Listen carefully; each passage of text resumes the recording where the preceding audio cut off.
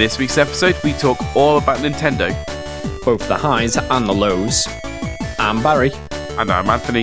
This is episode 89 of the Retro Gaming Dads podcast, the podcast for everything retro and retro-inspired. So, it's a very Nintendo-centric episode this week. It is. We've not seen much else this week. And it's not very often we have one that is entirely around Nintendo. Usually we have one where we're always praising Xbox or one where we're shitting all over Sony. But Nintendo tends to get left out. A bit like the CMA, isn't it? Nintendo's not really anyone to concern yourself with. No, they're a bit like grey area. I kind of get sort of forgotten about until, hang on a second, they're actually knocking about still. Well, before we jump into it, should we say a massive thank you to our Patreon subscribers? Yes, as always, Short Gizmo and Bobby Socks. We really do appreciate your continued patronage. But in the usual fashion, what have you been playing? Well, I have been trying to get through a few more games on the Switch. So good. After failing at Octopath Traveler, I now am starting to go through Triangle Strategy. And by trying to go through it, I mean I've put the game in my case with my Switch, so maybe I'll play it at some point. I don't know. But I have been working my way through Pokémon with Kerry. So I've got Violet, she's picked up Scarlet, and she's told me I am not allowed to get too far ahead of her, which means I am stuck at the first gym, and I am vastly over-leveled. Well, I've been talking to you a couple of times about you playing Pokemon, and I'm actually intrigued to get it now and play it. You've kind of spoken to me like, I do fancy picking it up now. Just give it a try sort of thing. But it's annoying. I'm glad you played it, but I'm also frustrated because I was going to try and borrow it off you, but that ain't happening now. Well, not now that I'm actually playing it.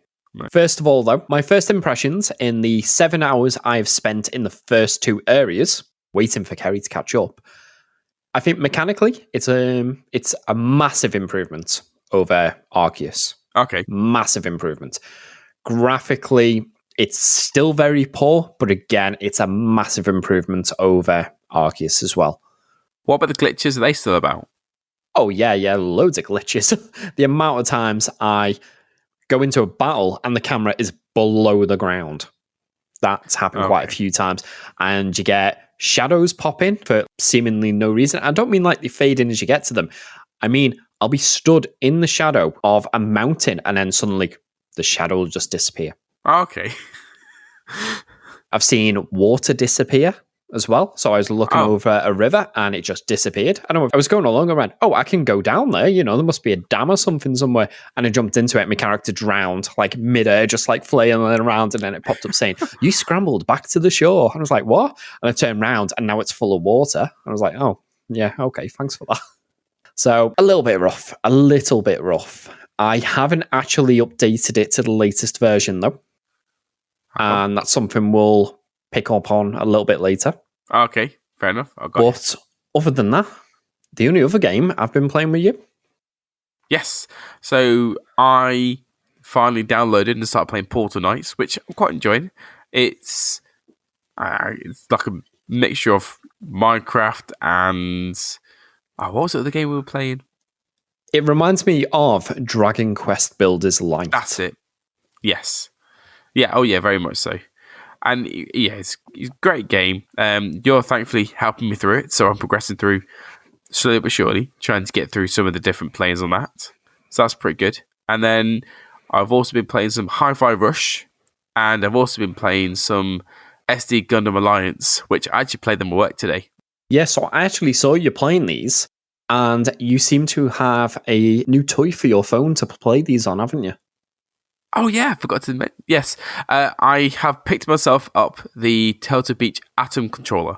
Seeing as though I've got a new phone and the Razer Kishi no longer fitted on my new phone, so I thought I need to pick something up. So I got the Atom, and it's a fantastic piece of kit. I do really enjoy it. It is a great handheld to use because when I was playing it at work, I actually had it plugged into my monitor.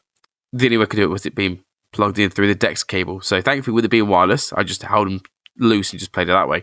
And I quite enjoyed it. Actually, I was playing my Switch briefly on my lunch, weren't I? And I was playing it very similar, having a Joy-Con in each hand. That's how you were playing it on the Atom as well, weren't it? Yes. It feels a nice controller. I must admit, for single-handed use, I think it feels a little bit too big for me, at least. Oh, no, definitely.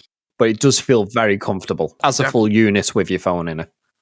Yeah, it feels secure, because that was my other worry about it, how secure it would feel, because it didn't have the back brace to sort of hold them both together. But with using it, it didn't feel like an issue at all. It feels secure, like you said in there. But yeah, hold them separately, it does feel weird, because they're a good third bigger than a Switch controller. So there's a sizable difference there. But no, I'm enjoying it. Oh, yeah, absolutely. That extra size, though, is all about the comfort, though, isn't it? Oh, yeah, it's all about comfort when it's on the phone. But obviously, I'm pretty certain these weren't intended to be used separately from the phone. The fact that you can, though, it's another option, isn't it? Oh, it is. Well, while we're talking about the Switch, shall we move on to our first piece of news about its predecessor, the Nintendo Wii U? Yes, you shall. They're not having a great time at the minute. We're hearing that a lot of people's Wii U's consoles, after being left in storage, are no longer booting. Now, they haven't quite found out the error, have they? No, so people are finding out that they're pulling the Wii U out of storage, trying to play it. I don't know why, because let's face it, all the best games are already on the Switch anyway. Yeah. And they're getting error code 160-0103. And it seems this might actually be a problem with the flash storage on the actual system, which means that if it gets corrupt or damaged, the system will no longer boot up correctly. So it's basically bricking the console, if that's the case. Yes. And I think Nintendo have been supporting some different troubleshooting, which to try and fix the issue, and none of that is working either. So then they say console reset or attempt an update to the software version. Again, that's not working either. So you've got a brick. Yeah, so I'm actually going to pull my Nintendo Wii U down from the loft over the weekend and see if it actually even works anymore. How do you reckon this might be failing? Because surely it can't be down to the amount of time it's not been used or powered on or something. Possibly. It might be faulty chips that are coming to the point. Is there a CMOS battery in there that could be dying? No, actually, it's not a CMOS, so it's not the same issue that the PlayStations were having when we were talking about them last year. This issue just seems to be bad chips, whether they were cheap or they're failing or just degrading over time. People who haven't seemed to be using their Wii U for quite a while seem to be the ones getting the issue. Now, bear in mind, the Switch has just turned 6 years old. Yeah, could the Switch have a similar issue after? Well, not so much could the Switch have a similar issue, but if you think, most people probably upgraded from the Wii U to a Switch. And again, I just mentioned most of the best games on the Wii U are available on the Switch. So maybe people just haven't been playing the Wii U's for the last 5-6 years. Yeah, that's such a short time for it to then all of a sudden just die. Absolutely. If you think you can go back and you can play your NES or your Game Boy and they've not stopped working. Like, fair enough, they can have wear and tear on them, but they haven't just got chips that have self-destructed, essentially. But the other worry about this is that if the chips are going or whatever, the components are failing inside, well, you can't really go and get any spares to fix it to get it working again. Or how many Wii U's do you reckon can you go find out there to use? Well, bear in mind, I think it was only about 17 million Wii U's sold, which sounds a lot. Actually, I don't even think it was that many. I think it was probably closer to about 14. There's not an awful lot of these systems around compared to other Nintendo consoles. Well, exactly, and that's the worry of if your Wii U dies, that's it. Unless you are willing to fork out and get another one, which again could have a similar issue happen to it, you're kind of stuck. Yes, exactly. Even if you could replace the components, then unless you've got a backup of the original software for your system and a way to flash it onto those chips, there's nothing you can really do. So, unfortunately, the first bit of news, one of the lows for Nintendo at the minute. Yep. And should we carry on this downward slope? Yeah, there's no point in stopping now. We might as well just ride it on. We may as well tumble all the way to the bottom. So the next one is what I alluded to earlier about Pokemon Scarlet and Violet. Players are reporting that the game saves are becoming corrupted and they're losing all the progress. Well, that's just crap.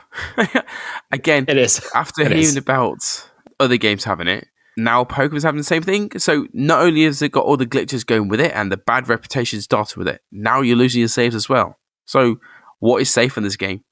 Well, potentially, if you are a Nintendo Online subscriber, you might be able to back up your save. Although a lot of people on Reddit and various forums have said that they haven't had much luck trying to restore saves from the cloud because they've also become corrupted. Okay. Now, Nintendo have said that they are aware of the issue and are going to address it shortly. But the issue seems to be when people update and then either load DLC or link it to Pokemon Go. I didn't realize the DLC was out yet. I thought the DLC is not until later on. I don't think it's one of the DLC packs. I think it's, smaller pieces of DLC that you can download, like events and bits like that. Oh, got you. So the general consensus at the moment is do not download any additional content or transfer Pokemon from Pokemon Go. I might not pick this game up until it's fixed. Good luck with that. You'll probably be waiting a little while. But at least Nintendo have acknowledged it and have said that they are going to investigate and look for a fix. Come on, now that we're at rock bottom, should we raise our spirits a little bit?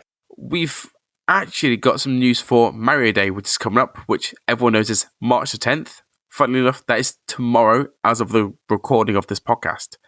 And first up, we've got a new Switch bundle that's coming to us. For those who haven't seen it yet, it's a Nintendo Switch with red Joy-Cons. And depending on where you live, there's slightly different bundles. You tend to get some stickers for the upcoming Mario movie and either a download of Super Mario Odyssey or a choice between Mario Kart, New Super Mario Bros. U Deluxe, or Mario Odyssey.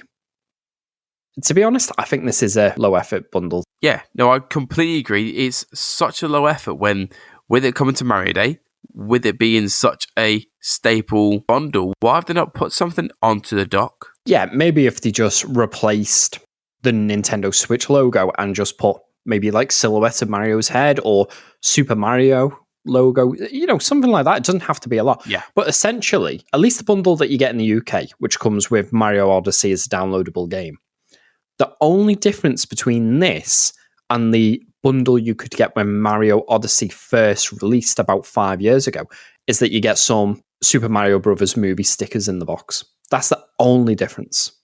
And the controllers. Nope, the controllers were red on the bundle that they released 5 years ago. And they're not even Mario controllers, they're just red Joy-Cons. That's all it is. Yeah, so again, no silhouettes, no make it out as a Mario. When I looked at that, I just thought, it's just an original Switch. I didn't even twig that was an OLED because it just looks like a normal Switch. No, it is a normal. It's not an OLED. Oh, it's not an off. Even worse, why is it not an OLED Switch? Yeah, it's not even the OLED model. If it was the OLED model, at least then, for the price that it is in the UK, it's £260. At least then it'd be a bargain, an OLED plus a game for that price. But no, this is just the normal second generation of the Switch console, the standard one. No, which never is mind. It's just same as the original one, just it's got slightly better battery life. I am also a bit disappointed with the bundle in the fact that for the games, why is it different from the UK to then North America? I don't know. So North America still only get one game, but they get a choice of 3 games. And to be honest, if they would just go give you one game, I would probably prefer them to bundle it with Mario Kart. Oh yeah, definitely. Mario Kart's the one that always gets pulled out at family gatherings and that. Yeah, which incidentally is still in the UK top 10. I was looking at the top 10 games the other day, and I think it was like at number 5 or 6 still. It's never going to leave. So fair enough, it's a bundle, new bundle coming out to do with Mario Day, but a little bit disappointed with it. Could have been a bit more effort put into it to make it look nicer, for my opinion. Could be some effort put into it, to be honest. Even the box, look how plain the box is. It's just a blue background instead of the normal red and white, and then a picture of the game that you get to download. Although, just while we're talking about the Super Mario movie as well, there is actually a Super Mario movie direct tonight at 10 o'clock. Okay. Which, as of recording it, will be right this moment because I've just spotted it's 2 minutes past 10. When did you find out about this? You never told me. About an hour ago. Oh, okay. So we'll have to talk about it next week. Should we move on to something that might be a little bit more exciting for Mario Day? Yeah, go on then. What is it? So kids and grown-ups alike, rejoice. Lego have got your back. Maybe. Oh, nice. So the official Lego Twitter account has teased that they will be having an event to celebrate Mario Day tomorrow on March the 10th, where they will be shown some, I assume, some new Mario-themed Lego products. There's so many Mario-themed Lego products as it is already, because you've got all the sets that you can attach together. You've got the extra large Bowser model. Yeah, that looks pretty cool, the XL Bowser. So I'm thinking the obvious things that they're going to show off would be maybe more XL characters. Yeah. Or just new dioramas that you can make. Do you mean more additional sets and that to attach to? Yeah, maybe something small or something a bit larger like Peach's Castle. What about something like a board game? They've done quite a few board games in the past. What about like a Mario Lego board game? Maybe. We'll find out tomorrow. But yeah, or like Bowser's Castle. Yeah, or Bowser's Castle. Yeah. That's one as well. Everyone always goes to Peach's Castle, but Bowser's the one with literal floating castle. Exactly. Well, we'll find out and we'll report back next week.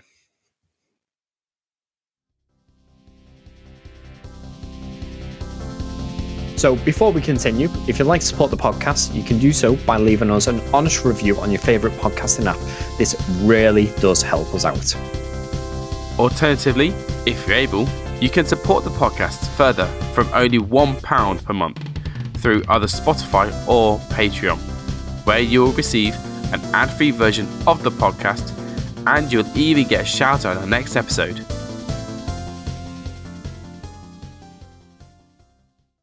So, shall we roll on with our Nintendo themed focus for today and go on to our next bit of news we got?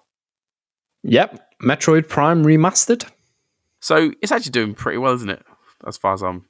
It is. It is reached number 2 in the UK sales charts for games, and that is based only on the physical sales, which I have no idea how they've managed it, because no one could get hold of it for a little while then.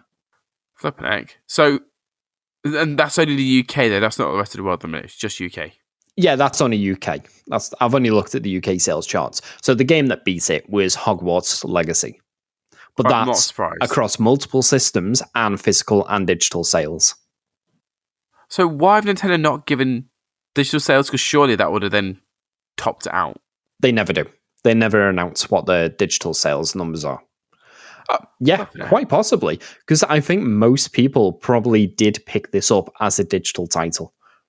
Well, yeah, like you said, if they couldn't get hold of it, how was it going to get to play? Because a lot of people would have been looking for this. Unfortunately, there's still a lot of these being scalped online and going for £80, £90. And bear in mind, this is meant to be a £35 game. So not full price, not budget, but somewhere in between the two of them. The scalpers can't help but Scalp blind. Yeah. Oh, honestly. Fortunately, though, Nintendo have confirmed that they are working to get more copies out to retailers. So if you can't get a physical copy at the moment and you do want one, maybe for your collection, maybe to put into your drawer to never play again, then just hold on. Do not be paying 3 times the price to these scalpers on eBay. Wait, are you trying to pick this up? Is that what you're telling me? Do you know what? Probably not. Okay, so at least it won't get shoved. I would say shoved in your drawer, but you've got no space. So no, they're actually spilling over to my desk now, actually. There you go then. So at least it's not one that's going to be stacked in your desk. How many... Flipping heck. He's got another sort of, 10 games sat in his desk, let alone a drawer full. Yes, I have. You've got a problem. I do. Right. Well, The good thing is, I am buying these for my children to enjoy. And by enjoy, I mean they can look at them, because if he touches any of these games, it's like, Elliot, get your grubby little mitts off my games. What are you talking about? You're never going to get around to playing them. No, I'm playing through some. I say I'm trying to get through Triangle Strategy, and I did have intentions of playing Astral Chains on the train on the way to work. But then Pokemon took over. No, actually, I just had a kip. I was shattered. Oh, never mind. But the intention was there. It's a thought that counts, right? No, because that's not going to get you through the game. Right. All right, then. Well, I tried. So, yeah, again, if you're looking for Metroid Prime, Nintendo are getting more copies out. Don't be paying these scalpers, please. If you really need it. Yeah, if you need it sooner, get it digital instead. You could even buy it digital to play now and then just wait for Nintendo to release more copies and buy a physical copy then. And it'll still cost you less than buying just a physical copy from some unknown seller on eBay. No, you're right. That's it. Please don't be daft. Please don't feed into these scalpers. But it looks like Metroid is getting a little bit of a resurgence the last month or so, isn't it? Oh, yeah, it is having a resurgence. After doing so well as a remastered version coming out, they're actually releasing Metroid Fusion coming to Nintendo Switch Online via the Game Boy Advance. And that's on top of when they announced the Game Boy titles coming to Nintendo Switch Online and the expansion pack. You got Metroid 2 on the Game Boy. So now you can actually play through the original Metroid on the NES, Metroid 2 on the Game Boy, Super Metroid on the Super Nintendo, and Metroid Fusion, aka Metroid 4, on the Game Boy Advance, if you're a subscriber to Nintendo Switch Online expansion pass. And you don't have to wait long at all. You can play it now. So as of recording this podcast on the 9th of March, it comes out today. So when you hear this podcast, if you didn't know already, it's there. You can play it right now.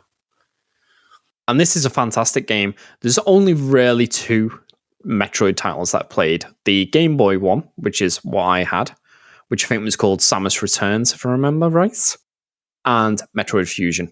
And I love this game. And it's got quite a lot of horror aspects to it, more so at least than what I've played of Super Metroid and Samus Returns. It's got a very interesting suit, not gonna lie. Not spoil much because it happens right at the beginning. Your suit gets damaged, and that's kind of part of the undersuit, but it's also being infected as well. Oh, okay. That's pretty cool. If I'm honest, the only Metroid Prime I ever played was on the 3DS. That's first and only one I've ever played. Was that Metroid Prime Hunters? Yes. That's the thing now. There's Metroid Prime, which is your first person, and then your normal Metroid, which is your 2D as well. And don't forget, actually, last year we got Metroid Dread as well. That did pretty well. Yes, we did. Yeah, no, it did. So, could we see more Metroid titles coming? Maybe we could get Metroid Prime 2 and 3 remastered. I don't see why not. It seems that they're getting so much love and put into them. They are having quite a bit of resurgence. And if the first remaster's done so well, why wouldn't they? And don't forget, we have had Metroid Prime 4 announced as well for the Nintendo Switch. Surely they should be releasing it, or why wouldn't they at least? Yeah, because it's definitely one of Nintendo's series that kind of a lot of people think very highly of, but traditionally hasn't been as popular as the Mario and the Zeldas. Maybe something that I need to give it a try at some point. So if they finally release Pokémon onto Switch Online, it would then give me the opportunity at least to go on to the Game Boy and Game Boy Advance to play those games and give them a try. Yeah, definitely. To be honest, I'm actually considering signing up just to play through Super Metroid and Metroid Fusion. Okay, so that's what's sort of drawing you back now. Yeah. Right, so that's it. That's it for our Nintendo Packed episode. Oh, yeah, of course. And with that, I'm Anthony, and this is the end of this week's episode. If you'd like to find out more about anything mentioned, then please take a look at the show notes. We've been the Retro Gaming Dads, and we'll see you next time.